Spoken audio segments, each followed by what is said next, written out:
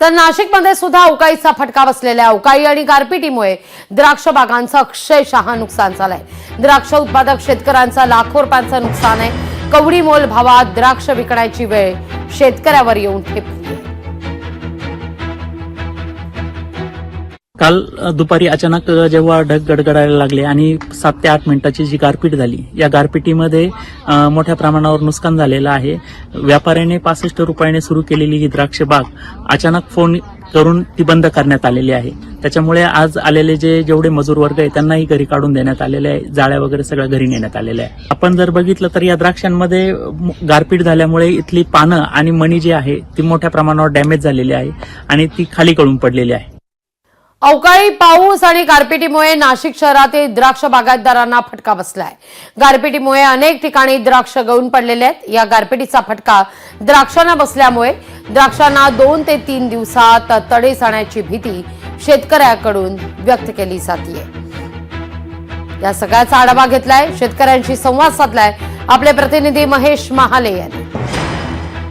नाशिक शहरासह काल जिल्ह्यात मोठ्या प्रमाणात अवकाळी पाऊस झाला आणि या अवकाळी पावसामुळे शेतकऱ्यांचं अतोनात नुकसान झाल्याचं आपल्याला या ठिकाणी बघायला मिळतंय। नाशिकमध्ये माडसांगवी गावामध्ये मोठ्या प्रमाणात गारपीट झाली आणि याचा जो फटका आहे तो द्राक्ष उत्पादक शेतकऱ्यांना बसलेला आहे।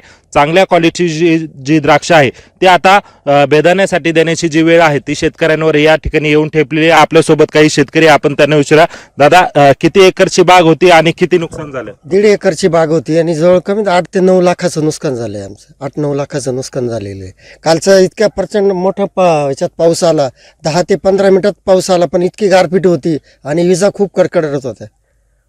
किती भावने हा द्राक्ष जाणार होता आणि आता याला काय भाव मिळणार आहे? याआधी 2 दिवस याच्या काढणी झाली होती, त्यावेळेस तो जवळपास 65 रुपये किलोने दिला होता, पण आता कालच्या या पावसामुळे जवळपास तो 20 रुपये किलोने आता बेदाण्याला द्यावा लागेल। जवळपास 40 ते 45 रुपये या एका किलो मागे आमचं नुकसान झालेलं आहे। किती एकर, म्हणजे तुम्हाला या बागेसाठी किती खर्च आलेला होता, किती तुम्हाला खर्च लागला ना आता याचे किती पैसे मिळणार आहे? जवळपास या बागेला सर्व खर्च, वार्षिक खर्च जवळपास 3.5 ते 4 लाख रुपये येतो आणि ते आता तेवढे पैसे पण होणार नाही आम्हाला आणि बरोबरच प्रमाणात आमचं नुकसान झालेलं आहे। जर हे द्राक्ष टिकले असते तर किती उत्पन्न मिळालं असतं? जवळपास एकरी आम्हाला जवळपास ते 10 ते 12 लाख रुपये एकरी यावेळेस रेट पैसे झाले असते।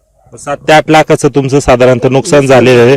तर ह्या नुकसान भरपाई मिळवायची यासाठी तुम्ही काही मागणी करणार आहात? नक्कीच आम्हाला या पावसामुळे बरंच आमचं नुकसान झालं आणि आमच्या सरकारला विनंती आहे की आम्हाला नुकसान भरपाई ही द्यावी, शेतकऱ्यांना मदत जाहीर करावी अशा पद्धतीची जी मागणी आहे ती द्राक्ष उत्पादक शेतकऱ्यांनी या ठिकाणी केलेली। त्यामुळे सरकार यांच्या मागणीचा काय विचार करतं हे पाहणं महत्त्वाचं ठरणार आहे।